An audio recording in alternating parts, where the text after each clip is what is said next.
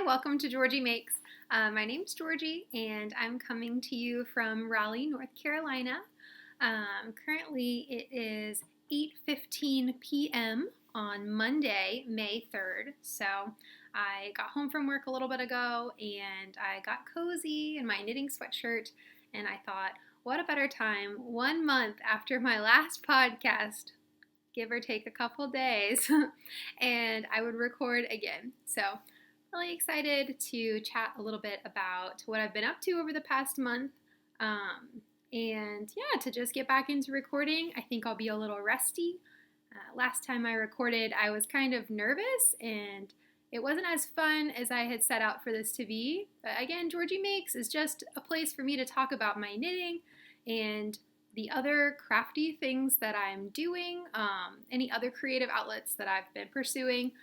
Lately, it's been just knitting for the most part, but I've got some exciting stuff coming up in the works, so I'll talk about later. But yeah, so this is supposed to be fun. Kind of like with my knitting, there's no real reason to set deadlines, and if I'm trying to make myself record, that's going to take all the fun out of it. Kind of like when I'm trying to finish a project by a deadline, you get disappointed when you don't do it. And it defeats kind of what I get out of knitting, what my purpose here is, which is just to relieve stress and make new things and enjoy myself. So anyway, I'm going to talk to you a little bit. I guess first I'm going to talk about my only finished object for the past month. I have a couple of things on my needles. I've done a lot of shopping. I attended an Unraveling webinar that was put on by my friend Alex, after the fact, unfortunately, but I still able to participate, and I think I have a little bit of journaling to show as well. So, lots coming your way, not that much knitting, mostly shopping, but that's okay, and I look forward to sharing it with you. So, to jump right in, we will get started with my only finished object. So I finished my Waffle Rib Socks. So I love these, but they're not for me, which makes me sad, but that's okay. I got to knit them and I love knitting them. I really enjoyed kind of the way that they pooled, especially at the gusset of this sock. So, yeah. You see the green here? I really enjoyed that. The other side had mostly white in that part of the gusset, so really fun to knit.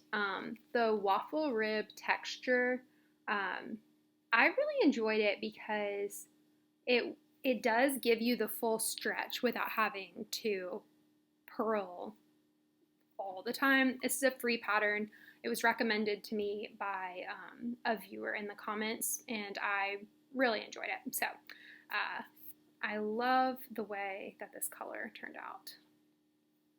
And this yarn is from Erin of Coast to Coast Yarn Co. It was sent to me by Rochelle of Sassafras Knits, and she wanted someone to knit her socks, and I have been doing a lot of stress knitting and knitting socks, and so I have won some prizes from her in the past, and then I've also just benefited from her generosity and destashing, and I thought it was a perfect match. So I knit these socks for her. I looked on Erin's website, and I think that this is Coast to Coast Yarn Co. in like a Cape Elizabeth colorway. I don't even know where Cape Elizabeth is, but it is really pretty. So it was a great experience for me. I do have to give the socks away, but I will part with them and it will be just fine. And Rochelle will have warm feet, and she lives in a much colder place than me, and it'll be great. So I haven't sent them to her yet, although I finished them a while ago, because she's actually, I don't know what she's doing, but I think she's a wildlife technician and working in Oregon for the summer, and so I don't really have an address to send them to for right now for what she's doing on her research. So, finished object. I did not weave in the ends, but I will eventually. Ah, beautiful. Okay, So then I cast on a few new things. So I think I showed swatches of this a month ago.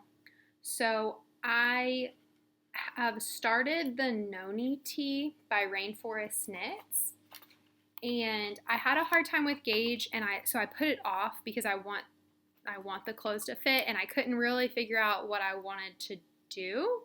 But I ended up going up a needle size, re-swatching. I'm not winging it, but I don't have as clear of a plan as I wanted. And then I finished the first side of the lace. So this will be the front, and it'll fit kind of like this. And then the shirt comes down. So this is done. And then you pick up stitches on the cast on edge and do the back and join in the round, and then pick up sleeves and do like little teeny sleeves. So it's knitting faster than I expected it to. I almost frogged it because I wasn't sure about the width of the project, if I thought it would fit me nicely. And also the lace is a bit tedious. But I've never knit lace before, and that was one of my knitting goals of the year, was to learn a few new skills, and one of them was lace. And I like the way it looks a lot.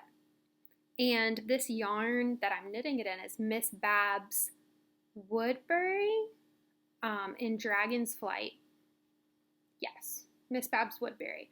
And it's a fingering weight, and it is 65% merino, 35% silk. And on the website, it was recommended for lace work. So I've never knit with silk before. I've never done lace before, but it is pretty stunning.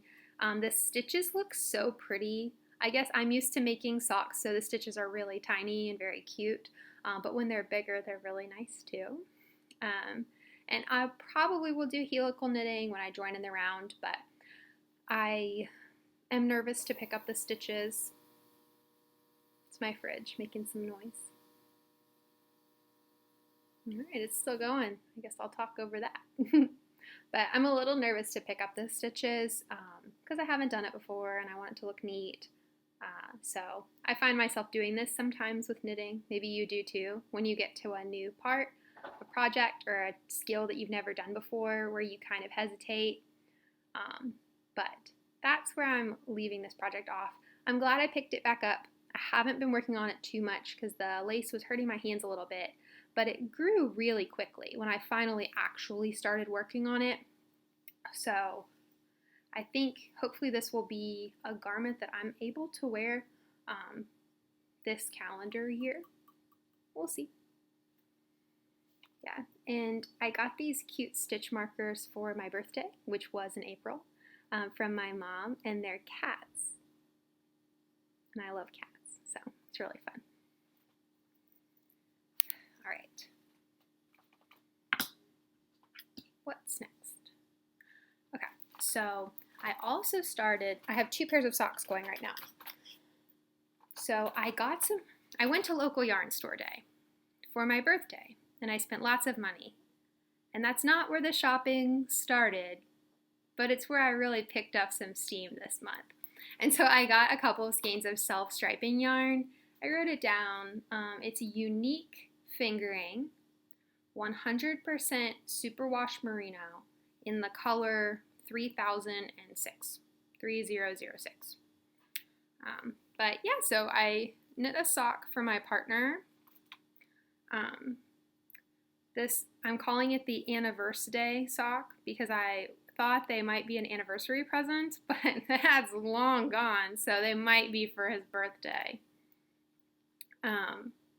Another cute progress keeper is on this one.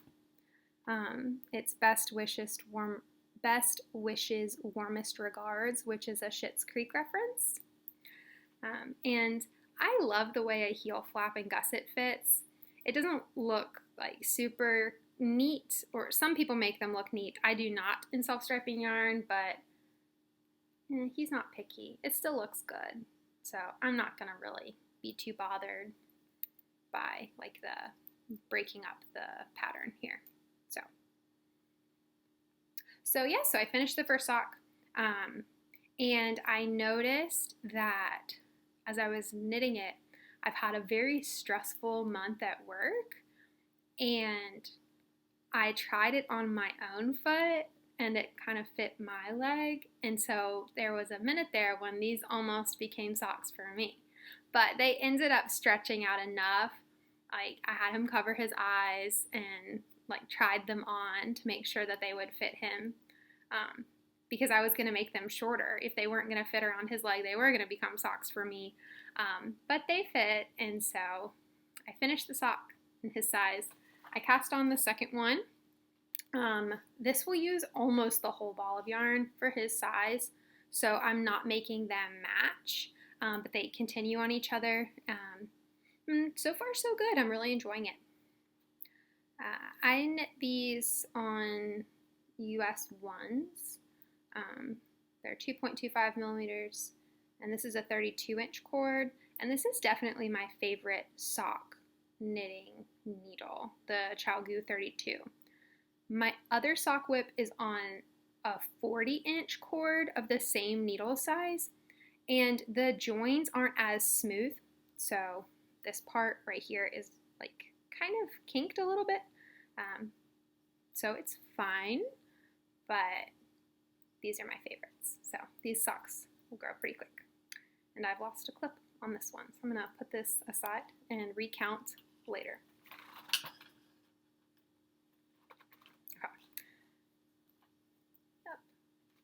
So that's all I got. Oh, one other neat thing. I think I probably heard about this on a knitting podcast, but I don't remember which one. Maybe the One More Row podcast. But for my long tail cast on, I put the slip knot at the color change between two stripes so that the first row, it's hard to see because it's a dark yarn and it's dark outside, but the first row of this is actually green, because that's like the tail was green and then the stitches were blue. So really cute. Okay, next whip. Aren't they adorable? Okay, this is Knit Picks Felici in the colorway Windbreaker. I'm making these socks for a friend as a present, but I am knitting one stripe a day, 2 at a time for these socks. So after I cast them on, I remembered that I don't actually prefer to knit socks 2 at a time, and you definitely don't need to knit socks 2 at a time for them to match because you just start at the same spot, like same color change. But it was too late. I'm already committed, and I don't have that many sock needles, so they're going to be 2 at a time socks. But I do think it's kind of fun and motivating to knit a stripe a day.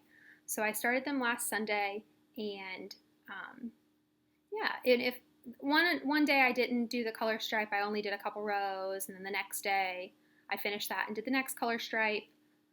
So yeah, I don't think a deadline is as fun, but knowing that I'm knitting the same amount on them every day is kind of fun, and just that every day is a new color, I really do enjoy. So I moved, this is the orange cat, and I moved it down. It's from that same set from my mom, but this is what I've done. Monday, I need to finish my stripe for today, but these were the 7 stripes for last week.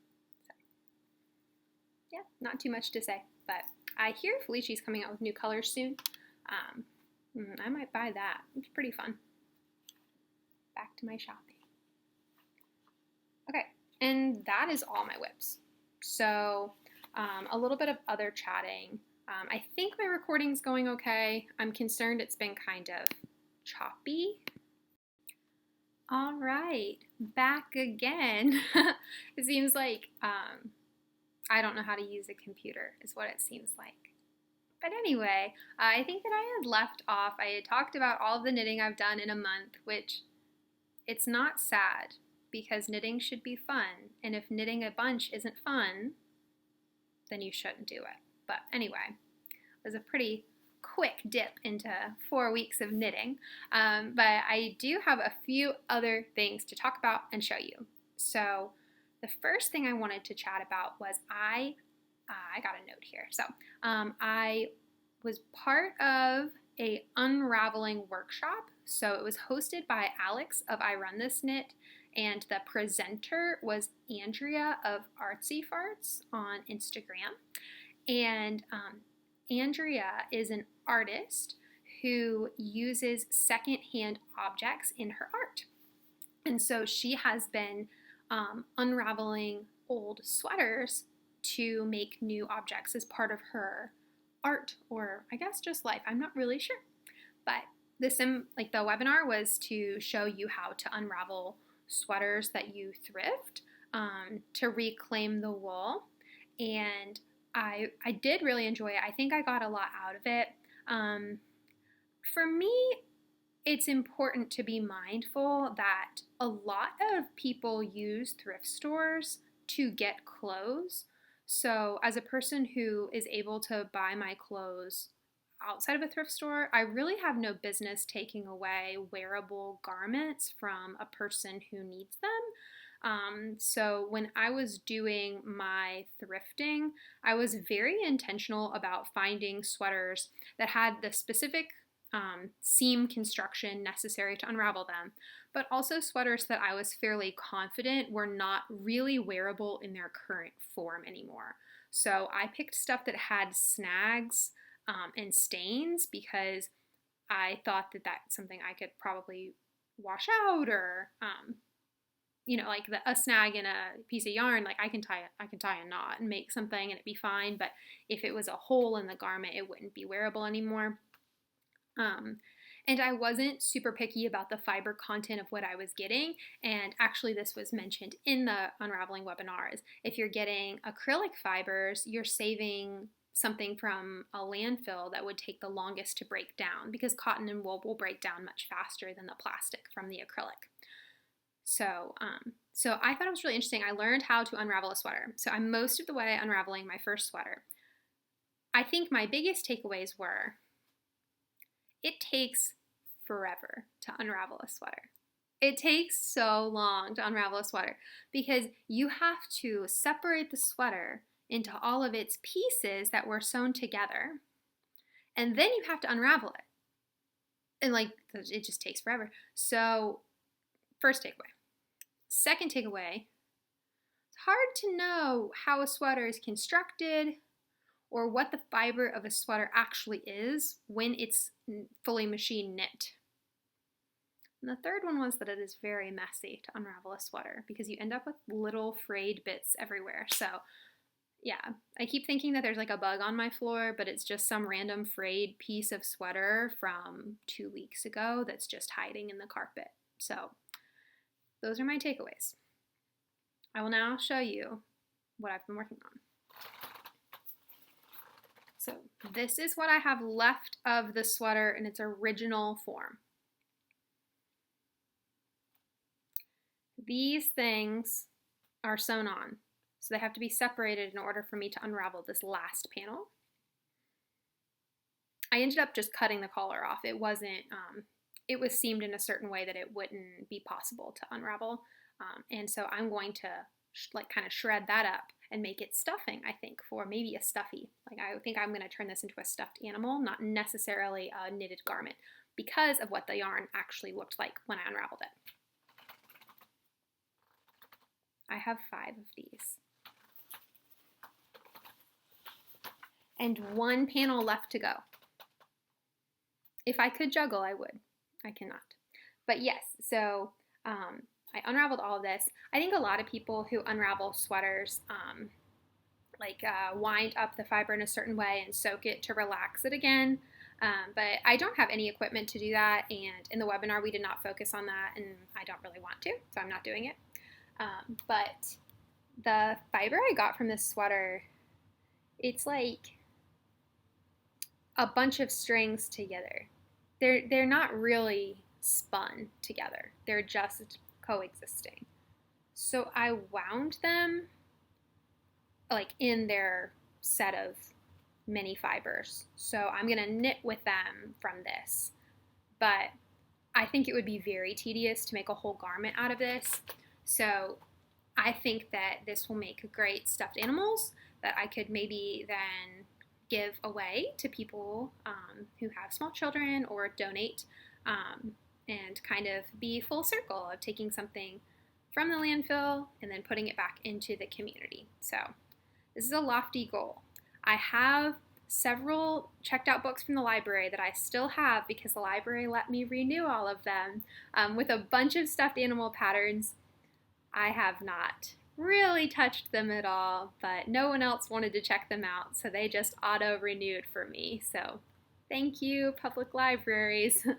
But I do think I want to find like a simple teddy bear kind of pattern, which I can probably find online too, or some other animal that would look good in this like brown color. Yeah, I don't wear much brown, but I think it would be a great little teddy.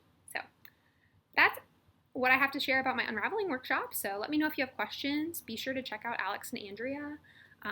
And if you're interested in unraveling, I do encourage it. I enjoyed the challenge. It was like unmaking, you know. So it did require some creativity and a lot of patience. But instead of getting a finished object, I got raw materials. So kind of fun. And then before I go into all of my shopping, I will show you a little bit of progress on my bullet journal. So let's see. So for the month of April, I did exactly what I did at the beginning of May, but it didn't work out. And somehow I think it's going to work out this time. But anyway, in the beginning of April, I was like, at the end of March, I didn't really use the bullet journal. Let me set up the first couple pages, and it'll be great. So you'll notice that April is blank. I didn't do a theme, and I didn't decorate anything. I do like these pages, but I started them pretty late into the month. So I have a page for gratitude and a page for making. So I really do enjoy reflecting on those positive things that have been happening, and then making nice things. You know, I like recording it down in a place other than Ravelry too. But yeah, so April, like I started with this pretty spread that I was going to decorate, and I did not.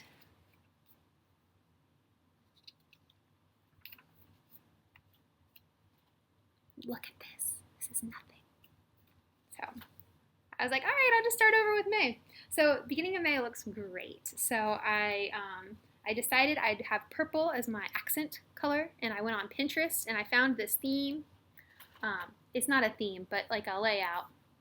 And so don't forget, if you're in the US, Mother's Day is next Sunday. I wrote it down so that I could remember to send my cards on time. But yeah, I got my little calendar because I don't really write anything on the calendar, so the numbers are then on the side. And then events, goals, and to-do, and then June. And then in theory, I'll decorate this page of May, but I mean, like, do we really think that's going to happen? We'll see. And then I'm going to do the same thing with gratitude and making, but I made it a pun, and then I hated myself for it. So making. And then, oh, this week's looks good. Yeah, it looks great. This was very easy because it was some easy straight lines and it's just my handwriting. Look, I'm working away at my to-do, record/post podcast. That's all I have. So we'll see what the rest of May looks like. And if I don't show this again, that means I didn't do anything with it. But same as everything else. If you're not getting joy out of it, if you're not, like, you know, with the bullet journal, if I have another way that I'm keeping up with all the things I'm up to, then I don't really need it.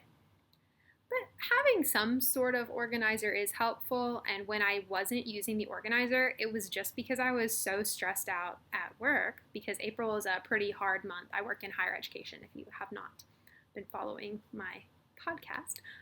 But I work in higher education, so April is really a kind of rough month, and so I'm just really busy at work, and so I was too busy to keep up with this, but then I didn't know what was going on. But there's really just one big deadline, and it's May 1st, and so, I mean, I knew when the deadline was. It was May 1st, and so now that that's over, hoping that work gets a little bit easier and I can knit my socks a little less tight. So, okay, and then next up, I'm going to just show you all the things I bought. Not all of them. They're not all here yet. But yeah. Oh, I showed you already the progress keepers I got. So I'll show you the other ones on the clips first. So these were gifts, so I didn't buy them. They're still in acquisitions for sure. Let's see. Rustle. Okay, so the cats came in this cute little bag. I'm not sure where they're from. If I find out, I'll put it in the notes down below.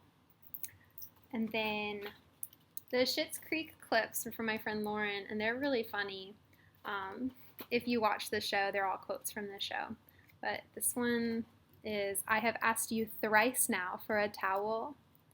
This one's my least favorite. It's eat glass, which is a funny quote, but it's kind of not my knitting vibe, but still cool. And then, oh, this is maybe the best one, probably harder to read on here, but it's, I will not feel shame about the mall pretzel, which I love mall pretzels, and I do love the show, and that is fine line. So, progress keepers, cat progress keepers, and then I got these labels, also from my mom. They came in label weavers. I must be the maker. But they say Georgie makes on them. And that's a basket of yarn that my finger's covering.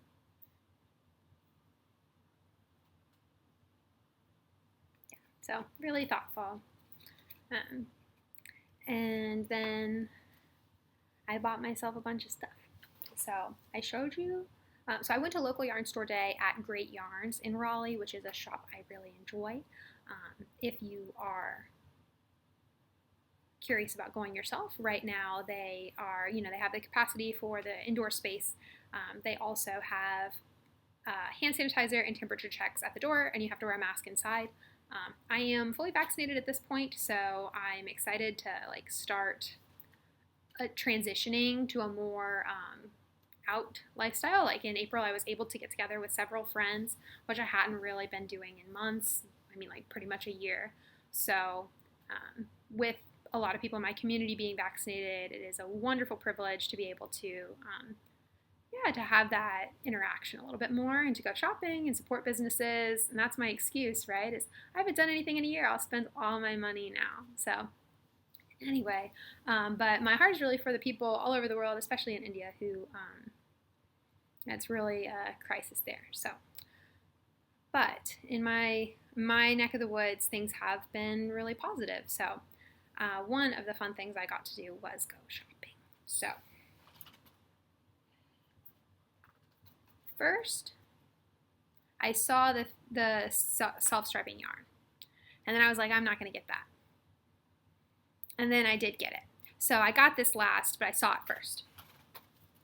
So in addition to the yarn I'm making my Anniversary Day socks out of, I got this self-striping yarn. It is so soft. It's 100% superwash merino, so there's no nylon in this. But look at it.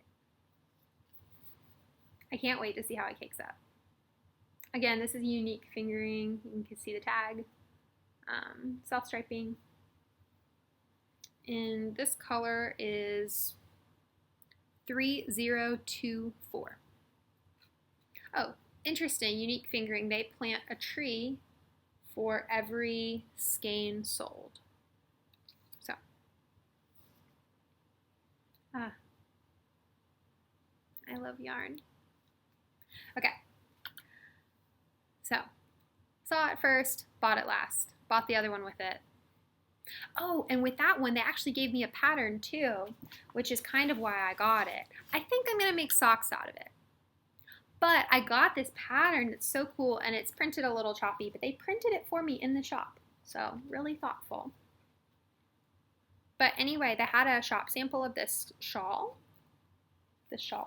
And with the way that it's knit and the ridged edges, the edges show self-striping really, really nicely. So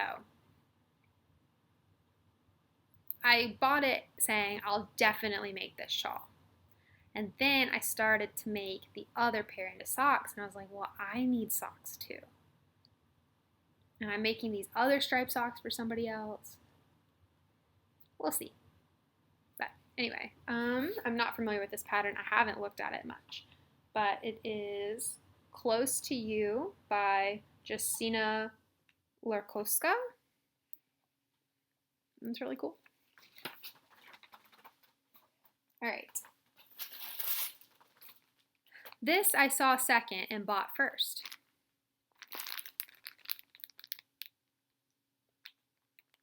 I love it. So this is 520 grams. No, they're more than 20 grams. I think that they're an ounce each. Anyway, I did some math on this, and I think it's like 140 grams of worsted weight yarn from Wonderland Yarns, and this set is called March Hare. Pigments of Imagination. I'm not really sure what exactly the name is. They had several sets in there. They obviously pair with Wonderland Yarns, and they had one kit that you knit a scarf, and then when you roll it up, it looks like a sushi, which I thought was very cool, but this was the one I went with.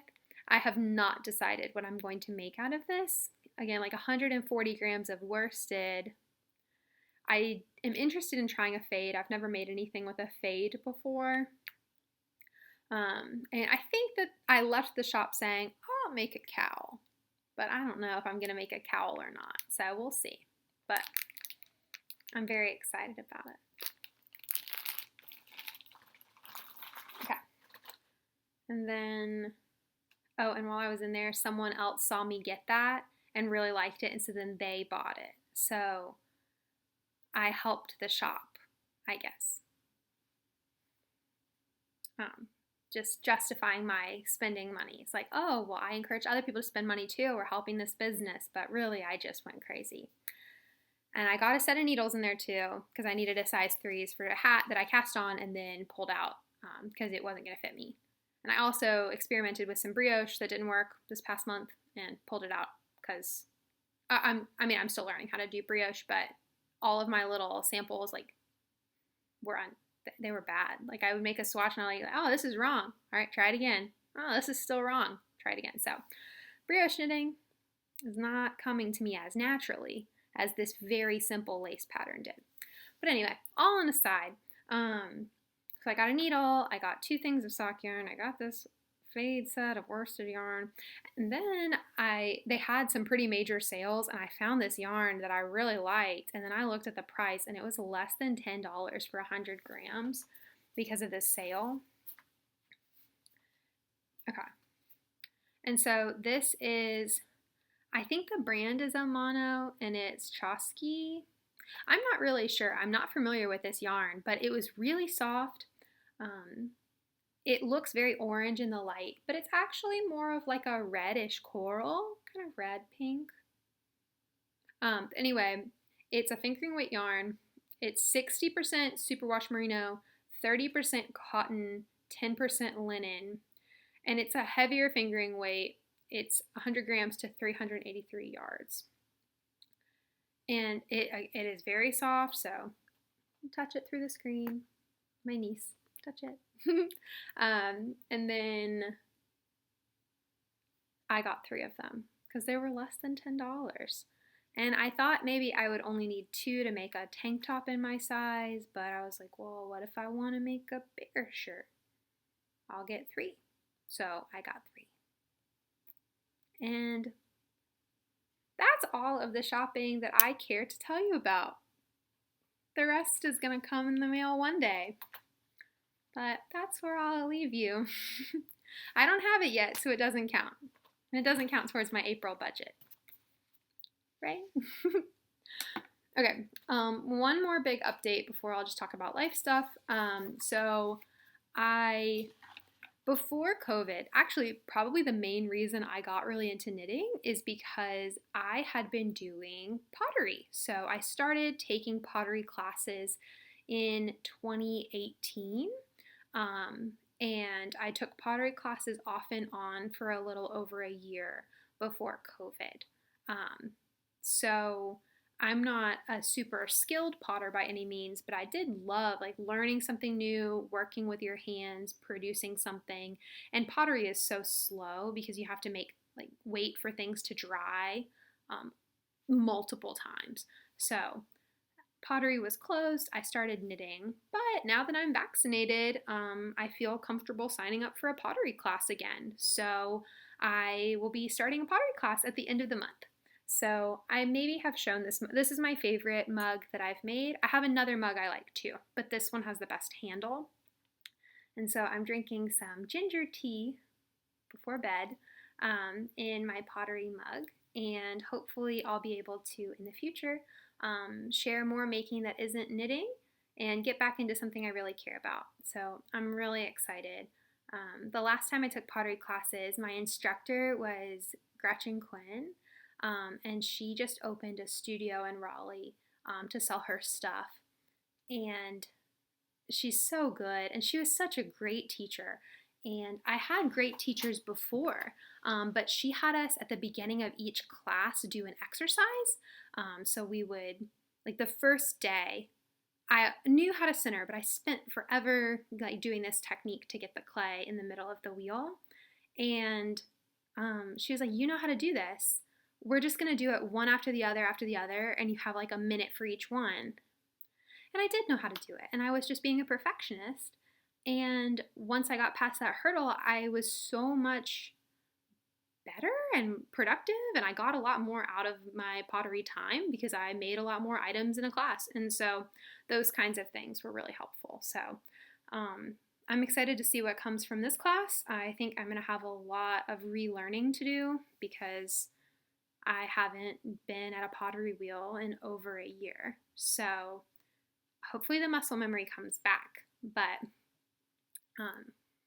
yeah, so this is my favorite mug. And this is my ginger tea. I'm gonna take a sip.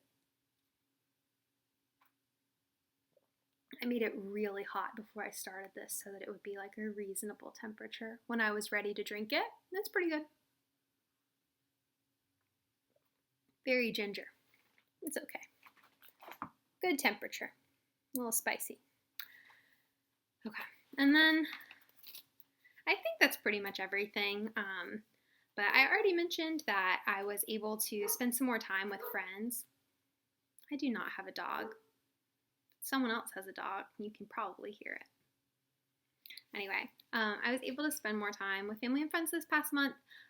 So actually my dad and my sister and my niece came up from Georgia to Raleigh to come visit me for my birthday, and they surprised me. So that was so fun. My niece is 2.5, and she's very smart, and she's really funny. And we went to the playground, and she would go down the slide, and she'd go, one more time, every time she did the slide. And I was like, why would she do that? Because we just got here. Like, of course she can go one more time. And then I learned quick that like that was her strategy. Like she was going to keep going on that slide. We were never going to leave. And so I thought she was hilarious and adorable. And yeah, she's my favorite. And I got to see my sister, my dad. And so it was really nice. And then I've been able to spend a little bit more time with friends too. And like getting together outside, like going to go to a brewery with a friend and sit outdoors is something I really miss doing. You know, the weather is good, and my friends are vaccinated, and we are, getting to spend time together. I live near these people. I've worked with these people for, years, and we haven't gotten to see each other in such a long time. So it was really nice. And I'm optimistic that work will get a lot better this week now that May 1st is over. But I decided to proactively take a personal day on Wednesday because I knew that I would need it. So I don't know what I'm going to do yet. I live a couple hours from the beach and a couple hours from the mountains, but I think it's supposed to storm on Wednesday. So if it's nice enough, I want to go to the beach. But if it's not nice, I'm probably just going to sit at home and knit and just enjoy my personal day. But anyway, if you're still here, thank you so much for watching and being on this journey with me. Let me know if you have any questions, if you have any comments, if you have any ideas for what I should do with any of my yarn. Just comment down below. Feel free to subscribe, tell your friends about my knitting. It's not super impressive or anything, but I'm really excited to kind of become part of this community and make some connections to fellow knitters. So Anyway, I hope you have a great rest of your week. I hope that your life gives you plenty of time to, or even just a little bit of time, to sit down, take a deep breath, and knit just for fun. Anyway, have a great time.